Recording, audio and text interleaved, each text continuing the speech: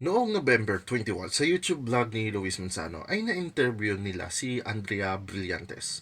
Tinanong ni Luis si Andrea kung sakali man makahanap siya ng susunod na mamahalin, ano-ano ang mga katangiang gusto niyang taglay ng isang lalaki.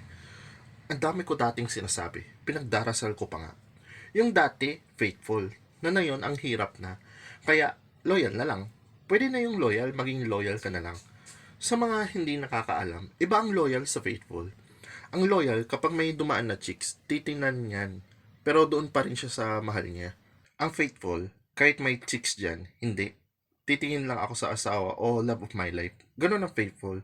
Pwede ka pa rin naman ma-attract. Normal lang naman yun bilang tao na ma-attract ka pa rin sa iba. Pero doon ka pa rin sa mahal mo at wala kang gagawin sa feelings mo na yan. Loyal yan.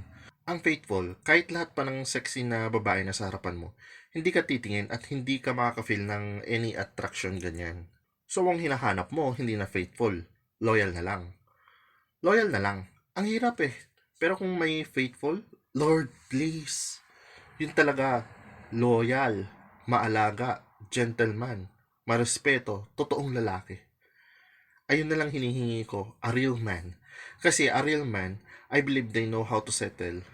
Alam nila kung paano na makontento sa isa at gusto ko talaga one woman man. Kasi ang dami ko ng list nun. Dapat hindi ka cheater, hindi ka liar. Ang totoong lalaki for me is hindi yan nagsisinungaling talaga. Alam niya kung paano aminin yung katotohanan ng buong buo. Hindi yung ang dami pang pasikot-sikot. Na oo, aamin, pero hindi lahat. Kumbaga, I don't want a boy. I want a man. That's what I need.